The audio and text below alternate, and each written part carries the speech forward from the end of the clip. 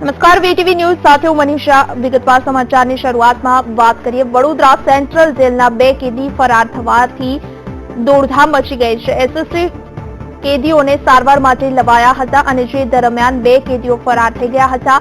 હાલ તો કેદીઓને પકડવા વડોદરા પોલીસ દોડતી થઈ ગઈ છે. તો આ ઘટનાને પગલે ડોગ સ્ક્વોડની ટીમ એસએસજી હોસ્પિટલ પહોંચી કેદીઓના સામાનની તપાસ કરશે.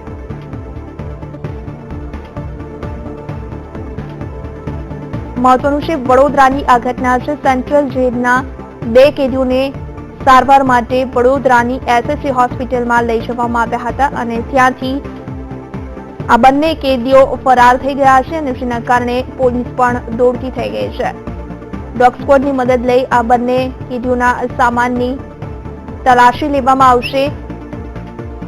મહત્વનું છે, વડોદરા સેન્ટ્રલ જેલના 2 કેદીઓ ફરાર થઈ ગયા છે અને જેના કારણે સમગ્ર વડોદરાની પોલીસ દોડતી થઈ ગઈ છે. એસએસજી હોસ્પિટલમાં બંનેને સારવાર માટે લઈ આવવામાં આવ્યા હતા અને ત્યાંથી આ બંને કેદીઓ ફરાર થઈ ગયા છે.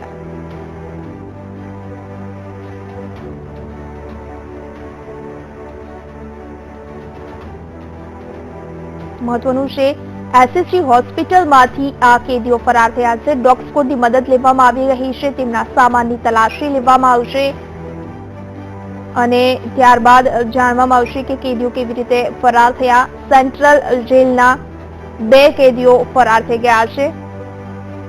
એસએસજી હોસ્પિટલમાંથી ફરાર થયા હોવાની વાત સામે આવી રહી છે. પોલીસ જાપ્તામાંથી આ બંને કેદીઓ ફરાર થઈ જતા વડોદરા પોલીસ હાલ દોડતી થઈ ગઈ છે. રાવપુર પોલીસ સ્ટેશનની હદની અંદર જે સિવિલ હોસ્પિટલ આવેલ હોય જેમાં કેદીઓ રાખવામાં આવતા હોય, જે કેદી પાછળની બહાર ગીલ તોડી અને પાછળના દરવાજા ગીલમાંથી બહાર નીકળી અને મેઇન રોડ થી નીકળી ગયા છે બહાર.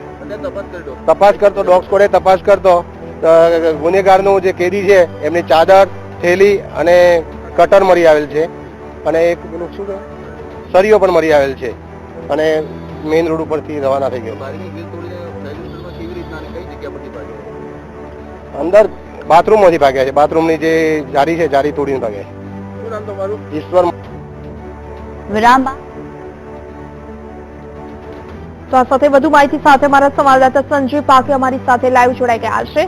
સંજય, જે રીતે વડોદરા સેન્ટ્રલ જેલના 2 કેદીઓ ફરાર થઈ ગયા છે, હોસ્પિટલમાંથી ફરાર થઈ ગયા હોવાની વાત સામે આવી રહી છે. કઈ રીતે પોલીસ જાપ્તામાંથી કેદીઓ કેવી રીતે ફરાર થયા અને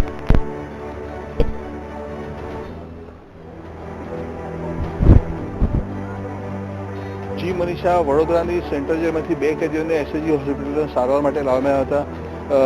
સુખુર ડામોર તેમજ રાજુ નિરામણ નામના 2 કેદીઓ 372 તેમજ 376 તેમજ 302ના ગુનામાં સજા કાપી રહ્યા હતા. તેમને સારવાર માટે અહીંયા વડોદરાની એસએસજી હોસ્પિટલમાં લાવવામાં આવ્યા હતા. એટલે અહીંયા લાવ્યા બાદ તે ગઈકાલે મોડી રાત્રે છે અહીંયા જેલમાં જે બાથરૂમ છે તેને સળિયા કાપીને નાસી છૂટ્યા હતા. એટલે જેલ સત્તાધીશો અને રાવપુરા પોલીસે તેની દોડધામ વધી ગઈ હતી અને પોલીસે અહીંયા તપાસ હાથ ધરી છે.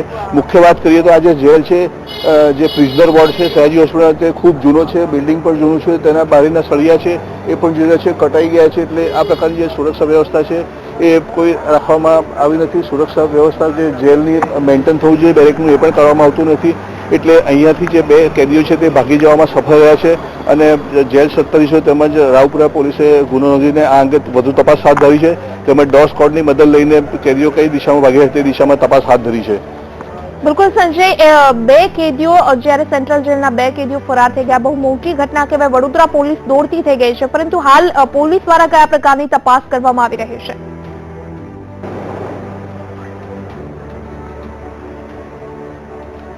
પોલીસ દ્વારા મનીષા, પોલીસ દ્વારા જે જેલ બેરેક છે તેમાં કેદીઓનો સામાન છે તે ચકાસવામાં આવી રહ્યો છે. ત્યારબાદ ડોગ સ્ક્વોડને બોલાવીને તેમના સામાન ચકાસવામાં આવ્યો છે અને કેદીઓ કઈ તરફ ભાગ્યા છે, કઈ દિશામાં ભાગ્યા છે તે અનુમાન લગાવવામાં આવી રહ્યું છે. હાલ તો પોલીસે આ અંગે ગુનો નોંધીને કાયદેસરની કાર્યવાહી હાથ ધરી છે. તેમજ જેલ સત્તાધીશો દ્વારા પણ આ કેદીઓ ક્યારે આવ્યા હતા, કઈ સજામાં ગુનામાં સજા કાપી હતી તે વિશેની માહિતી મેળવીને આગળ તપાસ હાથ ધરવામાં આવી રહી છે. સંજય, જે રીતે સામાનની ચકાસણી કરવામાં આવી છે, કોઈ શંકાસ્પદ વસ્તુ તેમના સામાનમાંથી મળી આવી છે?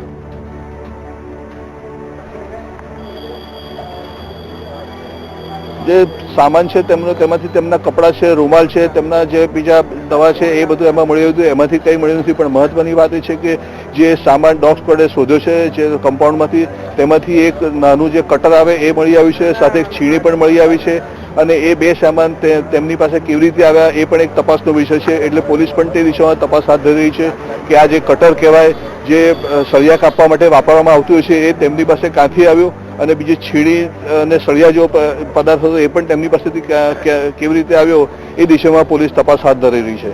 બિલકુલ સંજય, આપનો આભાર સમગ્ર માહિતી આપવા માટે. વડોદરા સેન્ટ્રલ જેલના 2 કેદીઓ ફરાર થઈ ગયા છે અને જેના કારણે વડોદરા પોલીસ દોડતી થઈ ગઈ છે, પરંતુ ક્યાંક ને ક્યાંક તેમના સામાનની જે તલાશી લેવામાં આવી તેમાંથી એક કટર મળી આવી છે, જે આપ દ્રશ્યમાં પણ જોઈ શકો છો. ત્યારે સવાલ એ થાય છે કે આ કેદીઓ પાસેથી છીણી અને કટર જેવા હથિયારો ક્યાંથી આવ્યા, કોના દ્વારા પહોંચાડવામાં આવ્યા હતા અને જેના કારણે કેદીઓ ભાગવામાં સફળ રહ્યા.